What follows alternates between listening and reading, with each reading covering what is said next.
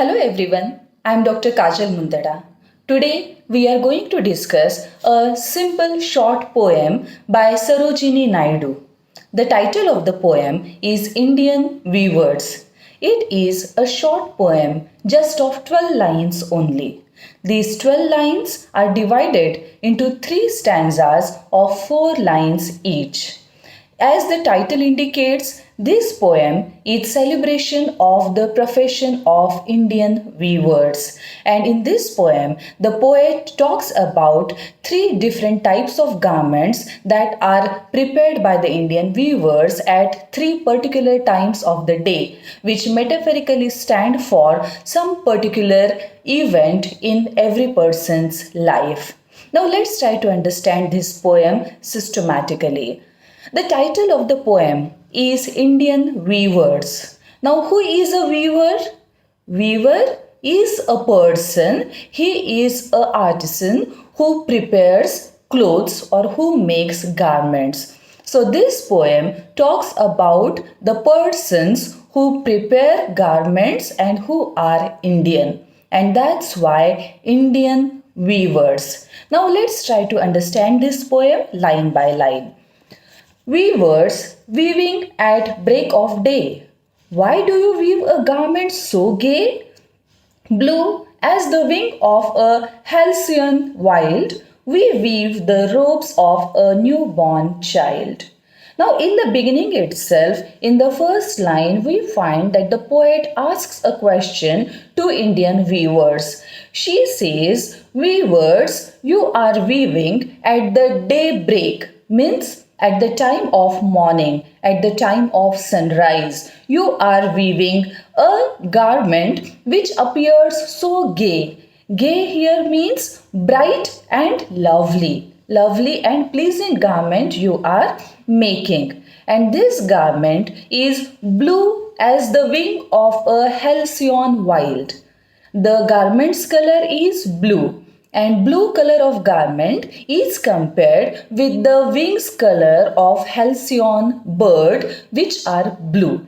So there is direct comparison between the color of the garment and the color of the wings of the halcyon bird. In this way, we find that the poet here has employed the poetic device known as simile. There is direct comparison.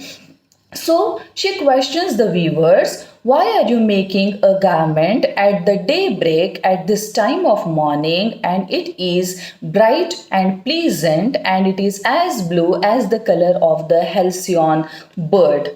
To this, the weavers reply, we weave the robes of a newborn child.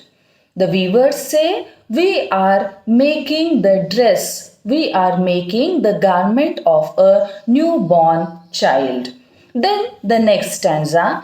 Weavers weaving at fall of night. Why do you weave a garment so bright?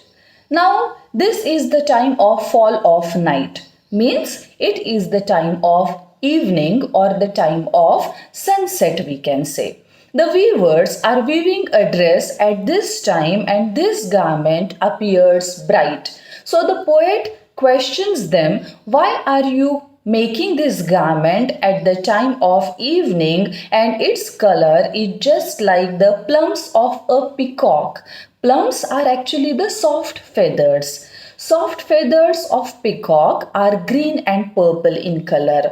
So the garment made by the weavers is also purple and green, and it is as bright as the plumes of a peacock. That is soft feathers by a peacock. So there is again direct comparison between the garment's color and the color of peacock's plumes, that is feathers. So again we find the poet here is employing simile, the direct comparison. In response to the poet's question, the weavers say, we weave the marriage veils of a queen. We are preparing a dress which will be the marriage veil of a queen. Veil actually is a cloth with which the face of a person is covered. So we are preparing a garment which will be used at the time of marriage. So in this way we have seen in the first stanza, birth of a person is highlighted. Birth is the beginning of life. Second stage of life is marriage or adulthood, we can say. And then we come to the last stanza. Weavers, weaving solemn and still. Why do you weave in the moonlight chill? Now, here we find that the poet is highlighting the mood of the weavers, which she has not done in the first and second stanza. Here she says that the weavers appear solemn and still, means they are still, they are serious, they are solemn. Why do you weave in moonlight chill? It is chilly moonlight, it is very cold. It is by the time of the night that you are weaving a cloth. This cloth is white as a feather and white as a cloud. This cloth that they are making is compared to the whiteness of a feather and whiteness of a cloud. So as such we again find there is comparison between the white color of the garment made by the weavers and the white color of a feather or of a cloud. Similarly, direct comparison. In response to this question, the weavers say, we weave a dead man's funeral shroud. So the dress we are making is the shroud of a dead man. Shroud is the cover of a dead body. So in this way, we find that the weavers are preparing three different kinds of garments. One that is used at the time of birth. Second one used at the time of marriage. And third one used at the time of death. In short, we can say this poem, though very simple and short, it depicts the journey from birth to death. Now, looking at the structure of this poem, we find that in every stanza, first three lines make the question, and the last line is the answer provided by the weavers. Similar structure we find in all these three stanzas. Now, looking at the rhyme scheme, we find that in every stanza, first and second line rhyme with one another and third and fourth line rhyme with one another. And that's why we can say that rhyme scheme of stanza 1 is AABB. Second stanza CCDD. Last stanza EEFF. So, in this way, we find that this poem is nothing but the celebration of Indian weavers, and it is very beautifully known that Sarojini Naidu's poetry is known for the folk theme, and Indian Weavers is also a poem that deals with the folk theme. Here she is talking about the weavers who keep on preparing the garments that cater to the needs of Indian society or human beings in general, which they need at various events in their lives. Now they are weaving the clothes that are used at the time of happiness also and at the time of sorrow also. Birth and marriage indicate happy moments in life, whereas death indicates the sad moment in life. In a way, Sarojini Naidu wants to highlight the fact that human life is nothing but a mixture of happiness and sorrow together. In this way, we find the folk theme very prominently used in this poem because it talks about the Indian weavers. Now, second theme, which though not very explicitly mentioned in the poem, but it can be inferred from the context in which it was written. Now, the poem was written at a time when in India freedom struggle was going on. Sarojini Naidu had taken an active part in Indian freedom struggle. She was very much influenced by Mahatma Gandhi and his principles. These were the days when in publication of Indian newspapers was not allowed, it was in fact banned. Maybe Sarojini Naidu took poetry as a medium to communicate her sensibility and thoughts to the Indian people. In a way, by celebrating Indian weavers and the clothes prepared by them, she is trying to spread the message of using Swadeshi amongst the Indians and boycott the foreign goods.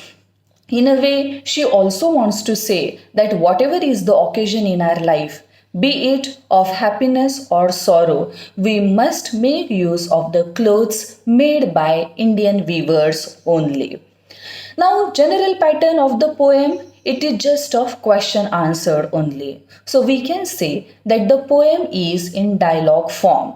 The first three lines are questions asked by the poet, and the last one is the reply to this question by the Indian weavers.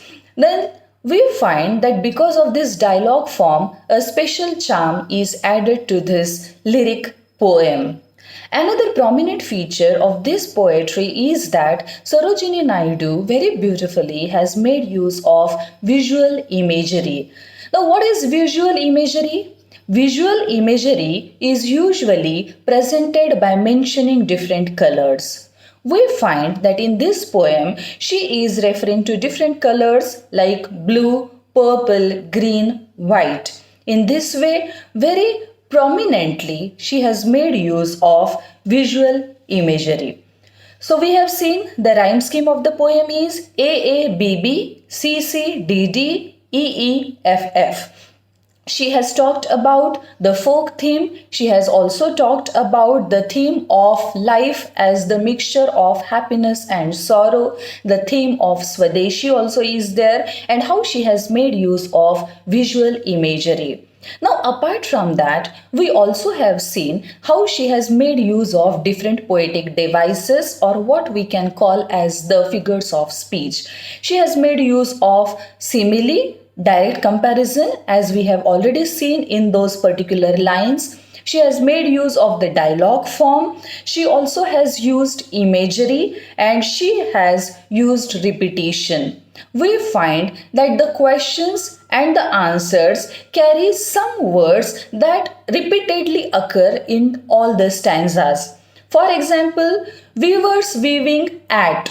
This expression is repeated in every stanza. And in reply to that, the expression we weave the reply of the weavers, this also has the similar words that we find at the end of each and every line in the three stanzas.